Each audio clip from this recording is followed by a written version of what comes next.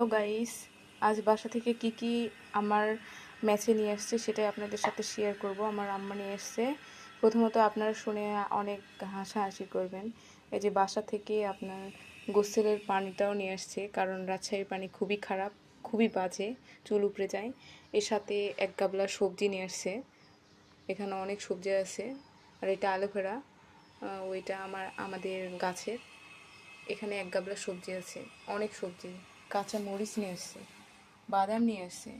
এরপরে ওই যে হচ্ছে আপনার কলার মোচা নিয়ে আসছে নাকি, কলার থুর বলে না কি বলে জানি না। এরপরে হচ্ছে ভাদাল বলে, ভাদাল। এরপর লেবু নিয়ে আসছে। আর ওখানে হচ্ছে পেঁয়াজ টিয়াজ সব কিছু নিয়ে আসছে। এরপরে এই যে কুমড়ো নিয়ে আসছে, এটা আমাদের গাছের। মাছ ভাজি নিয়ে আসছে, পিঠা নিয়ে আসছে। এরপরে আপনার মাছ মাংস এসব ফ্রিজে রাখা আছে। চাল নিয়ে আসছে এক বস্তা, ওখানে চাল আছে এক বস্তা। এই যে এখানে এক বস্তা চাল নিয়ে আসছে। অনেক কিছু নিয়ে আসছে কালকে। সো আপনারা কে কোথায় থেকে দেখছেন অবশ্যই কমেন্টে জানাবেন। ভালো থাকবেন। আল্লাহ হাফেজ।